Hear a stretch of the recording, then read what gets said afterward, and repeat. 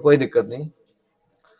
तो देखो आज हमारा है ना जो नया चैप्टर है वो मेटल और क्या है, नॉन मेटल है। ठीक है, तो आज हम इसमें पहले है ना समझने वाले हैं धातु और अधातु के बारे में। धातुएं क्या होती हैं, ठीक है, धातुओं, अरे यहाँ पे देखो, ठीक है, कैमरे में मत देखो, है ना। तो ये जो धातुएं होती है ना, इनको हम इनके गुण धर्म के आधार पर जानते हैं, है ना, यानी कि प्रॉपर्टीज और इनके केमिकल प्रॉपर्टीज के बारे में हम स्टडी करेंगे। जैसे अगर आपसे पूछा जाए ना धातुएं क्या होती हैं, तो आप एक सिंगल लाइन में आंसर दे सकते हो। धातुएं वो होती हैं जिनमें मुक्त इलेक्ट्रॉन होते हैं, जिसकी वजह से विद्युत धारा का क्या होता है, प्रवाह होता है। ठीक है, अधातुएं वो होती हैं जिनमें मुक्त इलेक्ट्रॉन नहीं होते हैं, फ्री इलेक्ट्रॉन नहीं होते हैं, और उसमें धारा का कोई करंट फ्लो करने वाला नहीं है। क्यों नहीं होगा, क्योंकि उसमें कोई इलेक्ट्रॉन नहीं होते हैं। ठीक है, हाँ, इनके कुछ एग्जाम्पल है, जैसे आपका आयरन हो गया, एल्यूमिनियम हो गया, ठीक है, चांदी हो गया, कॉपर, ये सब क्या होते हैं, इसके एग्जाम्पल होते हैं। ठीक है, और अधातुओं में क्या होते हैं, मतलब नॉन मेटल में, ठीक है, आपके हैं हाइड्रोजन, नाइट्रोजन, सल्फर। ठीक है, ये इनके क्या होते हैं भाई, एग्जाम्पल है। अब यहाँ पे एक है ना प्रॉपर्टीज आती है, ठीक है, वो आपका आता है भौतिक गुणधर्म, इसको कहते हैं फिजिकल प्रॉपर्टीज। जैसे आपका कोई शकल देख लिया है ना, शकल को देख करके कोई बता सकता है, ठीक है, तो इस आधार पर अगर आपकी बात की जाए, ठीक है, तो उस प्रॉपर्टीज को क्या कहते हैं, भौतिक प्रॉपर्टीज। जैसे वो है पूरी तरह से लकड़ी जैसा है, ठीक है, तो उसकी प्रॉपर्टीज अलग है, इसकी प्रॉपर्टी अलग है, इसकी प्रॉपर्टी अलग है। समझ में आया कि नहीं आया। तो वैसे धातुओं को भी हम देख करके बोल सकते हैं, जैसे या तो उनकी चमक को देख करके बोल सकते हैं, इसमें कोई बहुत ज्यादा काला है, कोई इसमें बहुत ज्यादा गोरा है, ठीक है, तो वो इसमें आ जाएंगे। जो जो ज्यादा है ना काला नहीं होंगे, ठीक है, काला का मतलब है ना अधातु में आ जाएंगे, नॉन मेटल में। देखिए समझते हैं सारे पॉइंट। अधातुविक चमक क्या होते हैं, धातुएं क्या होती है, इनकी जो सतह होती है, सरफेस जो होता है ना ब्राइट होता है, चमकदार होता है, ठीक है, लेकिन अधातुओं में है ना नहीं होता है ऐसा, केवल किसको छोड़ करके, आयोडीन को छोड़ करके। आयोडीन एक ऐसा मतलब एलिमेंट है जो आपको है ना चमकता हुआ दिखाई देता है। हीरा जो है ये भी आपका एक क्या होता है, अधातु, लेकिन ये चमकीला होता है, लेकिन अपने आप में ये चमकीला नहीं होते हैं। इन पे जब लाइट पड़ती है तब ये क्या होते हैं, प्रकाशमान होते हैं। समझे। आगे नेक्स्ट पॉइंट, कठोरता। अगर देखा जाए ना सामान्यतः है ना, जनरली अगर देखा जाए ना, जो आपके मेटल होते हैं ना क्या होते हैं भाई, कठोर होते हैं, सॉलिड होते हैं। ठीक है, क्यों होते हैं, क्योंकि इनके बीच में जो फोर्स ऑफ अट्रैक्शन होता है ना बहुत ज्यादा होता है। फोर्स ऑफ अट्रैक्शन क्या होता है, ज्यादा होता है, यानी कि इनके बीच में वैद्युत आकर्षण बल क्या होता है, ज्यादा होता है। ठीक है, और कुछ एग्जांपल है यहाँ पर हमारे पास है, जैसे यहाँ पर है लिथियम, सोडियम, पोटेशियम, ये मुलायम होते हैं, इनको हम चाकू से क्या कर सकते हैं, काट सकते हैं। ठीक है, और यहाँ पे लिखा हुआ है चाकू से क्या कर सकते हैं, काट सकते हैं। लेकिन जो अधातु होते हैं ना ये अधिकतर कठोर नहीं होते, लेकिन कुछ कार्बन के कंपाउंड ऐसे होते हैं, मतलब कार्बन का एक अपर रूप क्या होता है, हीरा। हीरा दुनिया का सबसे ज्यादा क्या होता है, हार्डेस्ट मटेरियल होता है, कठोर पदार्थ होता है। ठीक है, नेचुरल आपको मिल जाता है, नेचुरली हीरा बना भी लेते हैं। और ठीक है, हमें जैसे देखो हीरा कहाँ मिलता है आपको पता है, जैसे कोयले की खान हो गई, ठीक है, ये नेचुरली मिल जाते हैं, कार्बन के अपर रूप होते हैं, जैसे एलोट्रॉप कहते हैं कार्बन का। ठीक है, अगर हम बात करें यहाँ पे रूप, ठीक है, तो देखो ये कमरे के ताप पर है ना ठोस रूप में पाई जाती है, लेकिन मरकरी, ध्यान रखना एग्जाम में पूछेगा, है ना, ऐसे मेटल का नाम बताइए जो रूम टेम्परेचर पर आपका लिक्विड होता है। ठीक है, कैसा होता है, लिक्विड, तो नाम क्या बोलेंगे, पारा। पारा बोलेंगे या मरकरी बोलेंगे, है ना। मरकरी जो होता है आपका रूम टेम्परेचर पर क्या होता है। अब आप कहेंगे मरकरी कहाँ दिखाई देगा, जाते हैं ना डॉक्टर के पास, वो चेक करते हैं थर्मामीटर से, थर्मामीटर के अंदर होते हैं, ऊपर नीचे अप डाउन होते रहते हैं। ठीक है, वही आपके क्या होते हैं, पारा या मरकरी होते हैं। लेकिन अधातुएं देखिए, अधातुएं है ना ठोस या गैस के रूप में पाई जाती हैं। केवल ब्रोमीन जो होता है Br, ठीक है, ये कैसा होता है, लिक्विड होता है।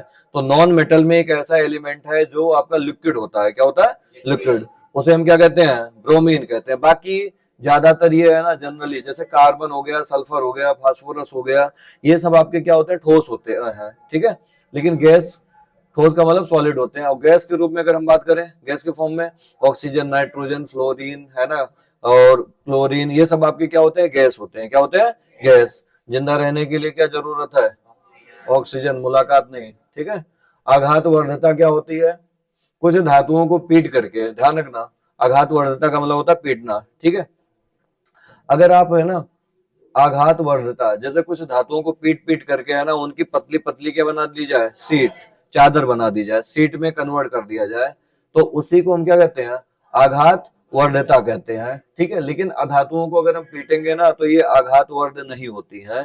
ठीक है, आघात वर्ध नहीं होती है। ठीक है, अच्छा यहाँ पे देखिए तन्यता, तन्यता को कहते हैं डक्टिलिटी। ठीक है, तो धातुओं को है ना खींच करके हम पतली क्या बना सकते हैं, बहुत पतले पतले तार बना सकते हैं। ठीक है, लेकिन जैसे सोना है, आप जानते हैं सोने को अगर हम खींचे तो सबसे बड़ा तार है ना सोने से ही बना सकते हैं। अगर सेम अमाउंट में ले लिया जाए, आयरन और कॉपर ले लो और उसके बाद है ना चांदी ले लो, उसके बाद आप सोना ले लो, है ना। सोने आपको शायद याद नहीं है, लगभग 10 ग्राम सोने को, ठीक है, खींच करके उसको हम कम से कम 3 से 4 किलोमीटर तक इतना बड़ा तार बना सकते हैं, बहुत बड़ा। ठीक है, धातुएं जो होती है ना ये तन्य नहीं होती है, इनकी जो डक्टिलिटी होती है बहुत क्या होती है, कम होती है। विद्युत, ये देखिए विद्युत व ऊष्मा के चालक, मतलब इलेक्ट्रिसिटी या हीट को ये कंडक्ट कर सकते हैं। क्यों कर सकते हैं, क्योंकि इनमें मुक्त इलेक्ट्रॉन होते हैं। क्या होते हैं, मुक्त इलेक्ट्रॉन। ठीक है, धातुएं विद्युत व ऊष्मा की क्या होती है, सुचालक होती है। सुचालक का मतलब कंडक्ट कर सकते हैं हीट को और किसको, इलेक्ट्रिसिटी को। सीसा यहाँ पे लिखा है ये लेड होता है। मरकरी, Hg, ये क्या होते हैं, कुचालक होते हैं। धातुओं में भी दो ऐसे हैं, पूछ लिया जाए एग्जाम में कि धातुओं में ऐसे दो धातुओं या एक सिंगल एलिमेंट के नाम लिखिए जो क्या होते हैं, कुचालक होते हैं। ठीक है, तो यहाँ पे लेड लिखेंगे और क्या लिखेंगे, मरकरी। और सामान्यतया जो अधातुएं होती है ना ये उष्मा उष्मा को प्रभावित नहीं होने देती है, लेकिन केवल एक एग्जांपल है यहाँ पे, ग्रेफाइट। जो आपका है ना सेल होता है ना, जो रिमोट वाली सेल होती है उसमें एक रोड डली होती है बीच में, या पेंसिल जो होता है ना, इससे आप करंट को क्या कर सकते हैं, फ्लो कर सकते हैं, क्योंकि ये किसके बने होते हैं, ग्रेफाइट के। अगला डेंसिटी की बात करें, डेंसिटी का मतलब देखिए अभी क्लास में क्या है, बच्चे कम है। ठीक है, तो थोड़ा दूर दूर सब बैठे हैं, अगर एक सीट पे 5-5 लोगों को बैठा दिया जाए तो जगह क्या होगी, कम। ठीक है, तो इनको कहेंगे बहुत ज्यादा डेंस है। कैसा है, डेंस, मतलब बहुत छोटे से जगह में बहुत से लोगों को बैठालना। ठीक है, या आप ऐसे समझ सकते हैं एकांक या यूनिट प्लेस में है ना एलिमेंट को रखना या लोगों को बैठाना, वो आपका डेंसिटी होता है। क्या होता है, डेंसिटी। अब यहीं पर है ना इस बात को हम समझते हैं, अगर हम मेटल की बात करें, ज्यादा कठोर होते हैं, जो ज्यादा कठोर होते हैं इसका मतलब जो ज्यादा सॉलिड होते हैं, हार्ड होते हैं, इसका मतलब क्या हुआ। तो देखो है ना जो डेंसिटी होता है, ध्यान रखना, ठोस का जो सॉलिड होते हैं उनका ज्यादा होता है, और जो अधातुएं होती है देखिए इनका गैस के फॉर्म में होती हैं, गैसेस है ना थोड़े दूर दूर होते हैं, तो इसका मतलब इनका डेंसिटी क्या होता है, कम होता है। क्या होता है, कम। ठीक है, और सोडियम और पोटेशियम का घनत्व है ना, और उनका गलनांक। ठीक है, गलनांक का मतलब क्या होता है, गलनांक का मतलब गलना। ठीक है, गलने का मतलब इंग्लिश में क्या होगा, मेल्ट होना।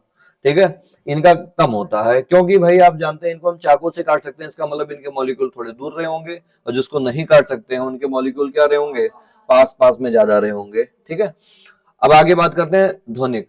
आपके ना स्कूल में घंटा होगा, है ना, घंटा होता है, लकड़ी का घंटा क्यों नहीं बनाते हैं। देखिए ऐसा होता है कि जो मेटल होते हैं ना ये कठोर होते हैं, और जब सतह से टकराते हैं ना तो ये आवाज पैदा करती हैं। क्या पैदा करती हैं, आवाज। ठीक है, साउंड इनका लाउड होता है। ठीक है, यहाँ पे वाइब्रेशन बहुत हाई तरीके से होता है, वाइब्रेशन जो होता है ना ज्यादा तेजी से होता है, यहाँ पे है ना वाइब्रेशन लो होता है, इस वजह से यहाँ पे ध्वनि उत्पन्न नहीं होती है। अगला पॉइंट है ऑक्साइड। आपको मैंने बताया था अम्ल और क्षार वाले चैप्टर में, जो धातुओं के ऑक्साइड होते हैं, मेटल ऑक्साइड, ये आपके क्षारीय प्रकृति के होते हैं। कैसे होते हैं, क्षारीय, बेसिक नेचर के होते हैं। ठीक है, और जो अधातुओं के ऑक्साइड होते हैं, नॉन मेटल के ऑक्साइड होते हैं, ये क्या होते हैं, एसिडिक होते हैं। बताया था ना, एग्जांपल दिया था, यही चीजें जब जलाते हैं गैसेस जाकर के एटमॉस्फेयर में इकट्ठा हो जाती हैं, फिर पानी आता है उसमें मिक्स हो जाते हैं, वही हमारे ऊपर गिरता है, उनका पीएच मान 5.6 से कम होता है, तो ऐसे रेन को हम क्या कहते हैं, एसिडिक रेन या अम्लीय वर्षा कहते हैं। समझ में आया कि नहीं आया। अब बात करते हैं धातुओं के रासायनिक गुण। अभी तक क्या चल रहा था, भौतिक गुण, उनको देख करके हम क्या बातें कर सकते हैं। अब पहला पॉइंट है धातुओं के रासायनिक गुण। पहला पॉइंट यहाँ पर है ना, देखो समझो, वायु के साथ अपक्रिया। किसके साथ अपक्रिया, वायु के साथ। देखिए जो धातुएं है ना जब वायु के साथ क्रिया करती हैं, आपको पता है, जैसे आयरन होता है ना, ठीक है, Fe, इसको ला करके आप रख देते हैं, ठीक है, एटमॉस्फेयर में या नमी में, इस पे जंग लग जाते हैं। ठीक है, इसके जो सरफेस होते हैं ना काले काले से पड़ जाते हैं, जो सरफेस होते हैं ना खराब हो जाते हैं। ठीक है, उसी को हम जंग कहते हैं। इसका मतलब उस पे ऑक्सीजन का अटैक हुआ तो ऑक्साइड बन गया। क्या बन गया, ऑक्साइड। ऐसे कॉपर था, कॉपर पे अटैक हुआ किसका, ऑक्सीजन का, तो ये कॉपर ऑक्साइड बन गया। क्या बन गया? Copper oxide. एल्युमिनियम है, एल्युमिनियम पे ऑक्सीजन का अटैक हुआ तो ये Al2 और क्या बन गया? O3। इसे कहते हैं एल्युमिनियम ऑक्साइड। मैग्नीशियम पे अटैक हुआ ऑक्सीजन का तो मैग्नीशियम ऑक्साइड। क्या समझ में आ रहा है? मेटल का ऑक्साइड बनता है। किसका ऑक्साइड बनता है? मेटल का ऑक्साइड बनता है ना। तो जो धातुएं होती है जब मेटल से क्रिया करती हैं, किससे क्रिया करती हैं? मेटल से रिएक्शन करती हैं, तो ये मेटल क्या बनाती हैं? ऑक्साइड, धातु ऑक्साइड बनाती हैं। कौन सी ऑक्साइड बनाती हैं? धातु ऑक्साइड। धातुएं ऑक्सीजन के साथ है ना अलग तरह से भी क्या करती हैं? अपक्रिया दिखाती हैं। देखिए कुछ होते हैं तुरंत पकड़ लेते हैं, तुरंत अपक्रिया कर लेते हैं। जैसे सोडियम और पोटेशियम वायु में आते हैं तो तुरंत क्या पकड़ लेते हैं? आग। ठीक है, ये इतने ज्यादा खतरनाक होते हैं ना, पानी में डालो, पानी होता है आग बुझाने के लिए, पानी में ही क्या लगा देते हैं? आग। ये गाना उन्हीं के लिए बना था, टिप टिप बरसा पानी। ठीक है, पानी में। हाँ ठीक है, आगे देखो नेक्स्ट, सोडियम और पोटेशियम, ये तो क्लियर हो गया ना। इनको रोकने के लिए इनको हम किस में रखते हैं? केरोसिन तेल में रखते हैं। अगर आपसे पूछ लिया जाए सोडियम और पोटेशियम को है ना केरोसिन ऑयल में क्यों रखते हैं, तो आप कहेंगे सर जो पोटेशियम सोडियम है ये हाई रिएक्टिव एलिमेंट है। हाई रिएक्टिव क्या है? एलिमेंट है। ठीक है, हाई रिएक्टिव एलिमेंट है, जिस वजह से इनको है ना सेफ रखने के लिए, जैसे रिएक्शन ना करें, आग ना पकड़े, है ना, इस वजह से इनको हम किस में रखते हैं? केरोसिन ऑयल में रखते हैं। ठीक है, अगला आपके यहाँ पर है ना मैग्नीशियम, एल्युमिनियम, जिंक, लेड, है ना, वायु के साथ ये धीरे धीरे क्या करती हैं? अपक्रिया। इन धातुओं पर ऑक्साइड की परत चढ़ जाती है, मतलब एक लेयर, जंग लग जाती है जिसे कहते हैं। ठीक है, लेकिन अब होता क्या है ना, जो आयरन होता है ना वायु में गर्म करने पर, ठीक है, प्रज्वलित नहीं होता है, लेकिन ज्वाला में लौह चूर्ण डालने पर क्या होता है? तेजी से जलने लगता है। मैं बता दूं, आयरन को ऐसे आप जलाओगे ना तो ये जल्दी नहीं जलेगा। ठीक है, लेकिन जैसे आप मैग्नीशियम वाला वो देखा था ना, मैग्नीशियम को वायु में लाते हैं वो जलने लगता है, व्हाइट कलर का, याद है ना, क्लास में करके दिखाया था। सेम वैसे ही अगर आप आयरन को जलाओगे तो जल्दी नहीं जलेंगे। ठीक है, इनका राख नहीं बनने वाला, ये सब राख ही है, ध्यान रखना। ठीक है, तो यहाँ पे जो आयरन है ना, आयरन के ऐसे सोचो एक रॉड को हम जला दे, नहीं जलेगा, लेकिन इसके छोटे छोटे टुकड़े को लाओगे और लौ लौ में रखोगे जहाँ पे बहुत ज्यादा अमाउंट में क्या हो? हीट हो, तो तुरंत ये जलने लग जाएंगे। कॉपर जो होता है ये भी तुरंत नहीं जलता है, लेकिन इन पर काले रंग के कॉपर ऑक्साइड क्या होती है? परत चढ़ जाती है। ठीक है, चांदी हो गया, सोना हो गया, ये ऑक्सीजन के साथ अपक्रिया नहीं करते हैं। करते भी हैं तो बहुत 2 4 10 साल 20 साल के बाद करते हैं, अगर रखा है नमी के संपर्क में तब। क्योंकि जो Ag होता है, Au होता है, इनकी जो कह सकते हैं रिएक्टिविटी, ठीक है, अपक्रियाशीलता क्या होती है? बहुत कम। याद है काशीनाथ का माली आलू जरा फीके पकाता है, कौन है? आगे आओ। ठीक है, उसमें जो Au है सबसे नीचे है कि नहीं है? ठीक है, अभी आएगा, इसमें है। अब देखिए उभय धर्मी ऑक्साइड, जिसे हम कहते हैं एम्फोटेरिक ऑक्साइड। कौन सा ऑक्साइड? Amphoteric oxide. उभय धर्मी ऑक्साइड क्या होते हैं, जिसे हम क्या कहते हैं? Amphoteric oxide. एम्फोटेरिक ऑक्साइड वह होते हैं जो मतलब मेटल के ऑक्साइड होते हैं जो एसिड को भी शो करें, ठीक है, और किसको शो करें? बेस को भी। यानी कि ये दोनों तरह से रिएक्शन कर सकते हैं, एसिड के साथ भी और क्षार के साथ भी। ठीक है, एसिड और बेस दोनों के साथ है ना जो मेटल के ऑक्साइड रिएक्शन कर सकते हैं उन्हें हम क्या कहते हैं? Amphoteric oxide. वह धातु ऑक्साइड जो अम्ल और क्षार दोनों से क्या कर सकते हैं? अपक्रिया कर सकते हैं, और क्या बना सकते हैं? सॉल्ट और वाटर बना सकते हैं। ठीक है, जैसे ये आपका है Al2O3। Al2 क्या लिखा है? ये एसिड है HCl, इससे रिएक्शन हुआ तो बना AlCl3। ठीक है, प्लस क्या बना आपका? H2O। और यहाँ पे आपके पास है Al2O3 प्लस आपके पास क्या है? 2NaOH। इनके साथ रिएक्शन होता है तो आपका यहाँ पे बनता है सोडियम एल्यूमिनेट। क्या बनता है? Sodium aluminate, AlO2 plus H2O। ठीक है, तो ये जो सोडियम एल्यूमिनेट है एक टाइप का सॉल्ट होता है। क्या होता है? सॉल्ट, जिसे लवण कहते हैं। क्या कहते हैं? लवण। तो ध्यान रखना, जब भी आपके उभयधर्मी ऑक्साइड क्या होते हैं? उभयधर्मी ऑक्साइड वह होते हैं जो अम्ल और क्षार, एसिड और बेस दोनों से क्या करते हैं? अपक्रिया करते हैं, और क्या बनाते हैं? लवण, और क्या बनाते हैं? जल, सॉल्ट और वाटर बनाते हैं। ठीक है, यहां तक तो बात समझ में आ गई। लेकिन अब देखिए है ना, इनकी कुछ रिएक्टिविटी के आधार पर है ना, इनसे हम बात करते हैं। है क्या ये? जल के साथ अपक्रिया। देखिए कुछ धातुएं होती हैं जो जल के साथ तुरंत अपक्रिया कर लेती हैं। वह उन धातुओं या उन मेटल के नाम बताइए जो पानी में आग लगा देते हैं। सोडियम और कौन? पोटेशियम।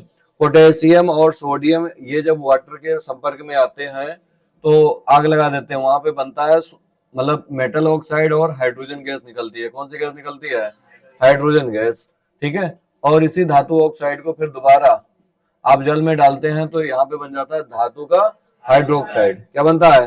धातु का हाइड्रोक्साइड। और ये धातु हाइड्रोक्साइड एक टाइप का आपका क्या होता है? क्षार। क्या होता है? क्षार। क्षार को क्या कहते हैं? बेस। क्या कहते हैं? बेस। ठीक है। अब यहाँ पे समझो पहले, पानी में आग लगाने वाले ये लोग हैं, ठंडे जल के साथ भी ये क्रिया कर लेंगे। बात समझो। यहाँ पे ऐसे मतलब डिफाइन किया गया है कि जो मेटल होते हैं आपके, कौन होते हैं? मेटल। कौन ठंडे जल के साथ अब क्रिया करते हैं, कौन नॉर्मल जल के साथ करते हैं, और कौन गर्म जल के साथ करते हैं, और कौन गर्म वाष्प के साथ करते हैं। वाष्प का मतलब जो वेपर के फॉर्म में हो। तो यहाँ पर आपके पास ये मेटल है। अगर हम मेटल लेते हैं सोडियम, पोटेशियम और कैल्शियम, ये ठंडे जल से भी क्या कर जाते हैं? रिएक्शन कर जाते हैं। ठंडे जल से क्या कर जाते हैं? रिएक्शन कर जाते हैं। ठीक है। अब ठंडे जल से जब ये रिएक्शन करते हैं ना, तो ये यही बनाएंगे धातु ऑक्साइड और क्या बनाएंगे? हाइड्रोजन गैस निकालेंगे। लेकिन कुछ मेटल ऐसे होते हैं जो नहीं करते हैं क्रिया।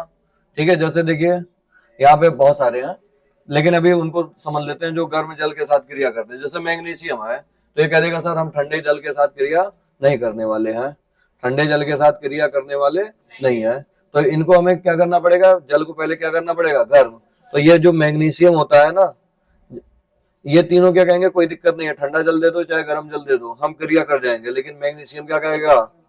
सर हमें क्या चाहिए? गर्म। ठीक है, गर्म चाहिए, है ना। तब हम मैग्नीशियम ऑक्साइड बनाएंगे। कौन सा ऑक्साइड बनाएंगे? Magnesium oxide. अब आगे समझते हैं। देखिए जो आपका है ना, इसी में कुछ एक्सेप्शन है। कैल्शियम और मैग्नीशियम जल के साथ अपक्रिया करने पर क्या करने लगते हैं? तैरने लगते हैं, क्योंकि हाइड्रोजन गैस के बुलबुले धातु के साथ चिपके होते हैं। ध्यान रखना, एक क्वेश्चन पूछा जाता है, जब कैल्शियम और मैग्नीशियम है ना वाटर में जाके रिएक्शन करते हैं तो ये मतलब ये ऊपर ही करते हैं। ठीक है, नीचे नहीं जाते हैं। ऐसा क्यों? क्योंकि उनके सतह से कौन से गैस बनते हैं? Hydrogen gas. सोचो जिसके है ना ऐसे हाथ पैर में बांध दिया जाए क्या बैलून, और छोड़ दिया जाए हाइड्रोजन गैस बांध करके, तो ये ऊपर क्या करते रहेंगे? उड़ते रहेंगे। वैसे इनके पास हाथ पैर में बांध दिए जाते हैं हाइड्रोजन गैस के क्या? बुलबुले। तो ये भी ऊपर क्या करते रहते हैं? तैरते रहते हैं। ठीक है, वो फट जाते हैं तो तब भी वहीं पर रहते हैं। केवल भाप के साथ क्या होते हैं? ये अक्रियाशील। मतलब ये ठंडे जल के साथ, ये आपका गर्म जल के साथ। लेकिन ये कहेंगे सर ना तो ठंडे जल के साथ ना गर्म जल के साथ, अब मुझे है ना ऐसा जल दो जिसके भाप निकले। ठीक है, जिसका टेम्परेचर 100 सेंटीग्रेड से क्या हो? ज्यादा। तब एल्युमिनियम करता है, एल्युमिनियम ऑक्साइड में बदल जाता है, आयरन ऑक्साइड में, जिंक ऑक्साइड में बदल जाते हैं। लेकिन अगर हम बात करें लेड, कॉपर, एयू, ठीक है, ये जल्दी करते नहीं है। ठीक है, ये तो बिल्कुल नहीं करते हैं। चाहे गर्म जल दे दो, चाहे भाप दे दो, चाहे ठंडा जल दे दो। ठीक है, ये बिल्कुल नहीं करते हैं। यहां तक समझ में आया? तो यहाँ पे इनके कुछ रिएक्शन लिखे हुए हैं। देखो, सोडियम को हमने जब वाटर में डाला तो ये सोडियम हाइड्रोक्साइड बना। ठीक है, और क्या बन गया? H2। और जो उष्मा आपकी प्राप्त होगी, मतलब जो हीट निकलता है ना, ये वही हीट है जो पानी में क्या करता है? आग लगा देता है। कैल्शियम वाटर में आएगा, कैल्शियम ऑक्साइड बनेगा, उसके बाद क्या बन जाएगा? Calcium hydroxide. फिर क्या बन जाएगा? Hydrogen gas. मैग्नीशियम, बताओ ये तीनों डायरेक्ट कर जाएंगे ना। उसके बाद अगर हम एल्युमिनियम के पास जाएं तो ये एल्युमिनियम कहेगा साथ एल्युमिनियम हो चाहे आयरन, इनके लिए हमें क्या देना पड़ेगा? भाप। क्या देना पड़ेगा? भाप। भाप वाला पानी फ्लो करना पड़ेगा। ठीक है, चलो यहाँ तक तो समझ में आ गया। धातु को अगर हम एसिड में डाल दें, धातु को किस में डाल दें? एसिड में, तो लवण और क्या बनता है? Hydrogen gas. जैसे Fe है, HCl के साथ डाला गया तो FeCl2 प्लस क्या बना? H2। ये इनके रिएक्शन होते रहते हैं। मतलब कुल मिला के धातु आप भेजेंगे तो उनका धातु का मतलब लवण बन जाएगा, और क्या बनेगा? Hydrogen gas. अच्छा अच्छा, ये जो होते हैं आपके कॉपर, Hg तनु अम्ल के साथ अपक्रिया नहीं करते हैं, ये सांद्र अम्ल के साथ कर लेते हैं। ठीक है। अच्छा, धातुओं की अन्य धातुओं के अन्य धातु लवण के साथ अपक्रिया। जैसे मैं अगर आपसे बात करूं, याद है आपको मैंने एक हेडिंग और कराया था पहले वाले चैप्टर में, कौन सी अपक्रिया? विस्थापन अपक्रिया। विस्थापन अपक्रिया। विस्थापन अपक्रिया में आपने क्या पढ़ा था? अधिक क्रियाशील धातु, अधिक क्रियाशील धातु अपने से कम क्रियाशील धातुओं को क्या करता है? विस्थापित कर देता है। ठीक है, ठीक है। तो यहाँ पे एक सीरीज बना के दिया गया, पहले इसको आपको ध्यान होना चाहिए। ठीक है, देखो ये आपको सबको याद होना चाहिए, ये जो धातुएं रखी गई हैं एक क्रम से रखी गई हैं, इनकी क्रियाशीलता सबसे अधिक है, उसके बाद उससे कम इनका है, उससे कम इनका, ऐसे ऐसे सबसे कम किसका है, सोने का। ठीक है, इसको याद करने का तरीका मैंने क्या बताया था, बताओ। काशीनाथ का माली आलू जरा फीके पकाता है, कौन है, आगे आओ। ठीक है, तो इस तरह से है ना हम इनको समझ सकते हैं। अब देखना एक मिनट, सबसे बड़ा बताओ भयंकर है ना, कौन है यहाँ पे, पोटेशियम। ठीक है, अच्छा पोटेशियम अगर कहीं है और कहीं एल्युमिनियम है, ठीक है, तो यहाँ पे क्या होगा, एल्युमिनियम है ना डिस्प्लेस हो जाएगा किससे, पोटेशियम से। ठीक है, तो इसको हम थोड़ा समझ लेते हैं यार जो लिखा है यहाँ पे, ठीक है, नहीं तो फिर आपको समझ में नहीं आएंगे। ये है आपका हेडिंग। देखिए इसमें लिखा है अधिक अपक्रियाशील धातुएं अपने से कम क्रियाशील धातुओं को उनके यौगिक के विलयन से क्या करती हैं, विस्थापित कर देती है। यह धातुओं की सक्रियता श्रेणी पर क्या होती है, आधारित होती है। ठीक है, और सक्रियता श्रेणी क्या होती है, वह सूची, ठीक है, वह लिस्ट जिसमें धातुओं की क्रियाशीलता, ठीक है, रिएक्टिविटी, ठीक है, उन के अवरोही क्रम में व्यवस्थित किया गया है। ठीक है, मतलब एक सीरीज होता है मेटल का, सबसे ज्यादा रिएक्टिविटी इनकी होती है, फिर उनके बाद इनकी होती है, फिर उसके बाद इनकी, मतलब इनकी क्रियाशीलता के आधार पर धातुओं को रखा गया है। जब धातुओं को उनकी क्रियाशीलता के आधार पर रखा जाए उससे प्राप्त श्रेणी को क्या कहते हैं, सक्रियता श्रेणी कहते हैं। आपको ऐसे श्रेणी ये पूरी बना के आनी है। ऊपर ये 3 4 जो होते हैं सबसे अधिक क्रियाशील होते हैं, ये आपके घटित अपक्रियाशीलता है, मतलब ये मीडियम वाले होते हैं, मध्यम वाले होते हैं। और सबसे नीचे ये जो है ना, ये इनकी अपक्रियाशीलता क्या होती है, सबसे कम होती है।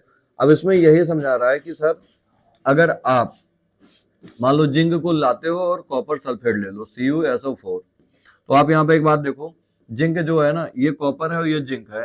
कॉपर है ना जिंक से, मतलब जो जिंक है ना कॉपर से क्या बहुत ऊपर है कि नहीं है, तो जिंक की क्रियाशीलता क्या होगी, अधिक, क्या होगी, अधिक, और कॉपर की क्या होगी, कम। तो ये जिंक इसको लात मार के क्या कर देगा, भगा देगा। तो यहाँ पे बन जाएगा आपका जिंक सल्फेट और क्या बनेगा, कॉपर सल्फेट। क्या बनेगा, कॉपर सल्फेट। समझ में आया कि नहीं आया, नहीं आया, ठीक है। अच्छा इसमें इसको मैंने दबाया नहीं था, शायद रिकॉर्डिंग चल रहा था, चल रहा होगा। इसमें ब्लिंक हो रहा है, हाँ ग्रीन कलर चल रहा है ना, ठीक। अब आगे देखो नेक्स्ट, अगर हम यहाँ पे बात करें धातुओं की अधातुओं के साथ अपक्रियाशीलता। धातुओं, देखो ये आपकी धातु है सोडियम, अधातुओं के साथ अपक्रिया, ये कैसे अपक्रिया करते होंगे, है ना। इनको समझने के लिए है ना सबसे पहले नंबर हमें ये समझना पड़ेगा कि सोडियम के पास कितना इलेक्ट्रॉन होता है, Cl के पास कितना होता है। ठीक है, तो ध्यान रखना है धातुओं की अधातुओं के साथ क्या है, अपक्रिया। तो देखो ये जो सोडियम होता है ना, कहता है कि सर हमारे पास टोटल इलेक्ट्रॉन कितने होते हैं, 11। 11 का इलेक्ट्रॉनिक विन्यास करो, 2 8 कितना होगा, 1। Cl की अगर हम बात करें कितना होगा, 17 होता है, तो 2 8 7। तो इसको 8 होने के लिए है ना 1 की जरूरत है, इसको है ना 8 होने के लिए है ना 1 को निकालना पड़ेगा। ठीक है, ऐसा है कि ये 7 इलेक्ट्रॉन ले नहीं सकता है और ये 7 इलेक्ट्रॉन दे नहीं सकता है। तो इस वजह से है ना सोडियम कहेगा चलो तुम्हें 1 इलेक्ट्रॉन दे देते हैं। सोडियम का इलेक्ट्रॉनिक विन्यास कितना है, 2 8 1। ठीक है, यहाँ पे 1 इलेक्ट्रॉन जैसे ये दिया सोडियम, 1 इलेक्ट्रॉन जैसे दिया है ना, 1 इलेक्ट्रॉन ये त्याग दिया, ये देखो निकाल दिया। तो अब यहाँ पे कितना बचेगा, 2 और 8। और जो Cl है ना ये कहेगा सर यही वाला इलेक्ट्रॉन मुझे दे दो, ये इसके पास आएंगे। तो भाई जब इलेक्ट्रॉन ग्रहण करते हैं तो उनके पास कौन सा चार्ज आता है, माइनस आता है। तो कितने हो गए, 8। अब इनको एक लाइन में ऐसे हम लिख सकते हैं, देखो कैसे, ये आपका Na है और ये आपका Cl है। ठीक है, सोडियम का जो 1 इलेक्ट्रॉन था वो Cl के पास आ गया, तो ये बन जाएगा Na प्लस और Cl। ठीक है, Cl पर 1 इलेक्ट्रॉन ये जब आया और बाकी इनको क्रॉस क्रॉस से शो कर दो, जो Cl का थे 7, तो इनके पास कौन सा चार्ज होगा, माइनस। ये चाहे अंदर शो करो चाहे बाहर। तो ये आपका बन गया सोडियम क्लोराइड। इसको हम सिंपल ऐसे लिखते हैं, NaCl लिखते हैं। समझ में आया कि नहीं आया। अब जब भी एक दूसरे से जुड़ते हैं ना तो इनके पास कौन से आवेश होते हैं, विपरीत। एक पर प्लस होगा, एक पर कैसा होगा, माइनस। ठीक है, और इनके बीच में आकर्षण बल लगता है। वहां पे जो आकर्षण बल लगता है, ऐसे बल को ही हम क्या कहते हैं, आयनिक यौगिक बनाते हैं, या उनके बीच में जो आकर्षण बल होता है उससे बने बंध को हम कहते हैं आयनिक बंध। ठीक है, आयनिक यौगिकों के गुण धर्म अब समझ लेते हैं क्या होते हैं। पहला नंबर, जो भौतिक प्रकृति होती है कठोर होते हैं। कैसे होते हैं? कठोर। NaCl को देखा, नमक कठोर होता है कि नहीं होता है? कभी नमक में पानी मत डालो, वैसे नमक को गर्म करने लग जाओ, क्या वो जल्दी से गल जाएंगे? आप जाके आज गलाना नहीं गला पाओगे, बहुत ज्यादा उनका हाई टेम्परेचर होता है। इसका मतलब इनका जो क्वथनांक होगा या गलनांक, ठीक है, आयनिक यौगिक को ना तो आप गला सकते हो जल्दी, और ना ही क्या कर सकते हो, ना तो क्या कर सकते हो, ठीक है, पिघला सकते हो। इनका क्वथनांक और गलनांक और क्वथनांक क्या होता है? बहुत ज्यादा होता है। घुलनशीलता, ये जल में बहुत जल्दी से क्या होते हैं? घुल जाते हैं। इनकी घुलनशीलता अधिक होती है क्योंकि आयनों में टूट जाते हैं। विद्युत चालकता, जब देखो वैसे ठोस रूप में ये विद्युत प्रवाहित नहीं करेंगे, नमक में डायरेक्ट करंट पास करोगे नहीं होंगे, लेकिन उस नमक को पानी में डाल दो, उसके बाद करंट को पास करो, तब वहां पे हो जाएंगे। ऐसा क्यों? देखिए ऐसा होता है, जब सॉलिड होते हैं तो कोई आयन नहीं होता है, ठीक है, पानी में डालते हैं तो Na अलग हो जाता है, Cl अलग, तो अब वहां पे आयन मिल गए, ठीक है, और मुक्त आयन जैसे मिलते हैं तुरंत वहां पे धारा का क्या होता है? प्रवाह होने चालू हो जाता है, ठीक है। धातुओं की प्राप्ति और धातु क्या लिखा है? हाँ, धात्विक की, ठीक है। अच्छा, खनिज की बात करें, खनिज क्या होते हैं, कोई बताएंगे? देखिए, पृथ्वी में प्राकृतिक रूप से उपस्थित तत्वों एवं यौगिकों को क्या कहते हैं? खनिज कहते हैं, ठीक है। मतलब पृथ्वी के अंदर जो आपके है ना मेटल पाए जाते हैं, पृथ्वी के अंदर जो आपके मेटल पाए जाते हैं ना, चाहे जिस रूप में, बाहर भी अगर मिल रहे हैं चाहे जिस रूप में, वह आपके खनिज होंगे। लेकिन अगर हम बात करें अयस्क, अयस्क आपके होते और क्या होते हैं? और देखिए, खनिज में बहुत सारी चीजें हमारे लिए फायदे की होती हैं और बहुत सारी चीजें हमारे फायदे की नहीं होती। जैसे प्लास्टिक की बात करें, बालू की बात करें, मिट्टी की बात करें, क्या हमारे फायदे की बात है? नहीं है ना। लेकिन अगर उसी में सोना मिल जाए तो सोने पे क्या हो जाता है? सुहागा। क्या हो जाता है? सुहागा। यानी कि हमारे लिए फायदे की बात है कि नहीं है। लेकिन ध्यान रखना, अयस्क तभी बोलेंगे, अब सोचो है ना, सोना है मान लो सोना है 2 लाख का, बात समझना, सोना है कितने लाख का? 2 लाख का, और उसको है ना सोने को शुद्ध करने में आपके 20 लाख जा रहे हैं, तो क्या वो सोना हमारे लिए फायदेमंद है? नहीं है ना। तो वहां पे वो अभी हमारे लिए क्या नहीं है? अयस्क नहीं है। देखिए, अयस्क तब बोलेंगे जो हमारे लिए निकालना पहले नंबर जरूरी हो, कम खर्च में है ना ज्यादा से ज्यादा अमाउंट मिल जाए, तभी हम उसको क्या नाम देंगे? अयस्क। लिखा है इनमें खनिज जिनमें, मतलब अयस्क जो होते हैं ना वो किससे बनते हैं? मतलब खनिज में से ही आते हैं, ठीक है। देखो, खनिज जिनमें धातु अधिक मात्रा में पाई जाती है और उसको निकालना लाभकारी होता है, ठीक है, उसी को हम क्या कहते हैं? और कहते हैं, और कहते हैं या अयस्क कहते हैं, ठीक है। अब सक्रियता श्रेणी यहां पर देख लो, ठीक है। सक्रियता श्रेणी थोड़ा ये मैंने आपको बताया था, potassium, sodium, calcium, magnesium, aluminium, ठीक है। ये जो श्रेणियां होती हैं सबसे अधिक क्या होती हैं? सक्रियशील होती हैं। ये स्वतंत्र रूप में नहीं मिलती हैं। भाई, जो सक्रिय होते हैं तो वो 2-4 से रिएक्शन करके बैठे रहते हैं, जुड़े रहते हैं, तो उन सबको हटाना है कि नहीं हटाना है।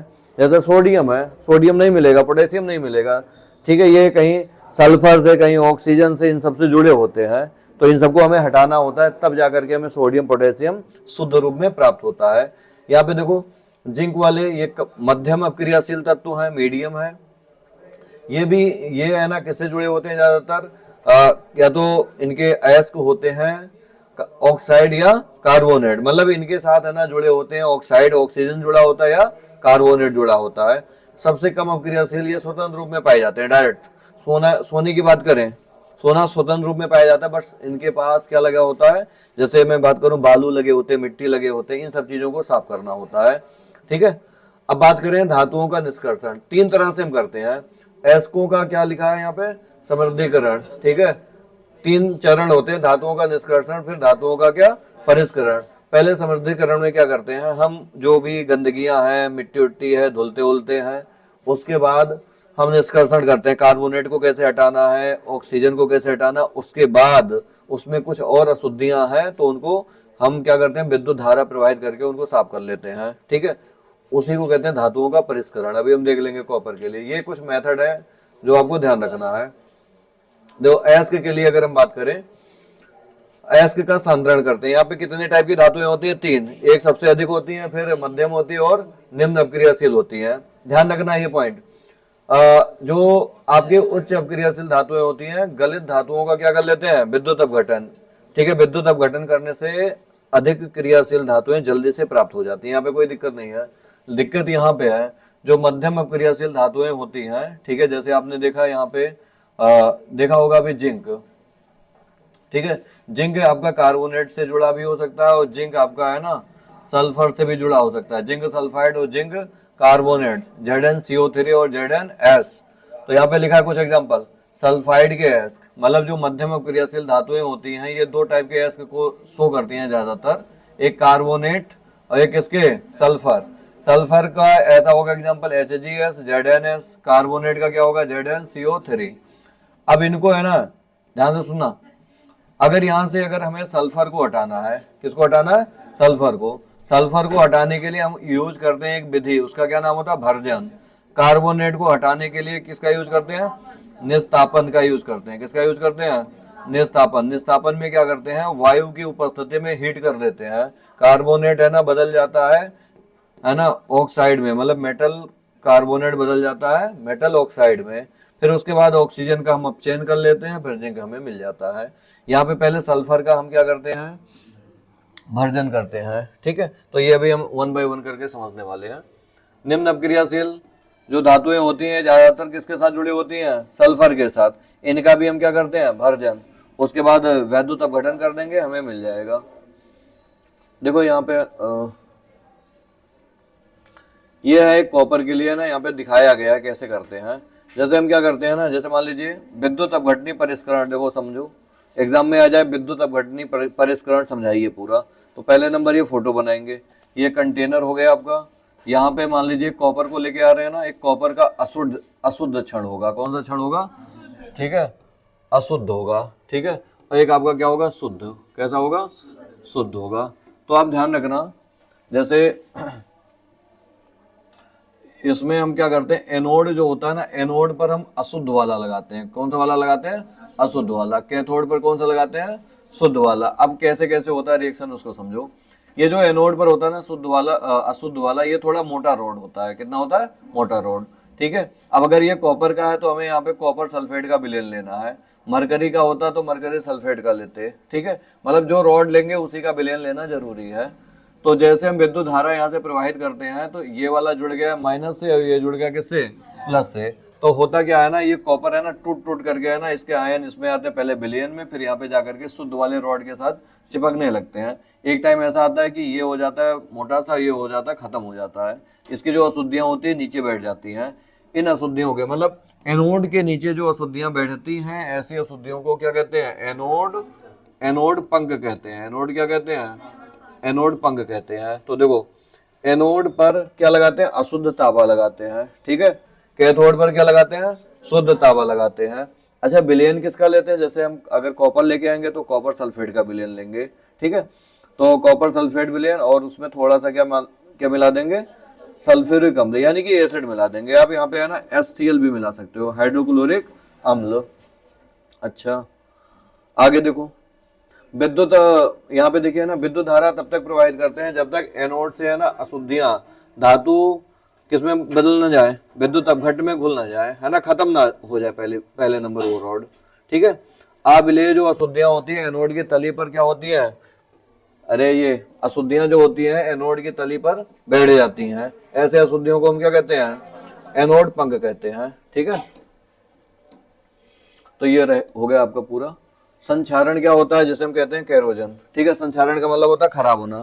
धातुओं की सतह कब खराब होती है बताना, जब वह नमी या वायु या आर्द्रता के संपर्क में आती हैं तो उनकी जो सतह होती है संक्षारित हो जाती है। संक्षारित का मतलब याद रखना खराब हो जाती है, ऑक्सीजन का अटैक हो जाता है, ठीक है। तो यहाँ पे लिखा हुआ है आर्द्र वायु में है ना लोहे पर भूरे रंग के पदार्थ की परत चढ़ जाती है, जिसे क्या कहते हैं, जंग। अच्छा यहाँ ऊपर है क्या लिखा हुआ है, धातु अपने आसपास अम्ल आर्द्रता या वायु आदि के संपर्क में आने पर क्या हो जाती हैं, संक्षारित हो जाती हैं, ठीक है, जिसे हम क्या कहते हैं, संक्षारण कहते हैं। जैसे आपका सिल्वर है, सिल्वर वायु की उपस्थिति में आने पर सल्फर के साथ क्या कर लेता है, अपक्रिया करने पर क्या बनाता है, हाँ सिल्वर सल्फाइड बनाता है। इनकी जो सतह होती है कैसी हो जाती है, काली।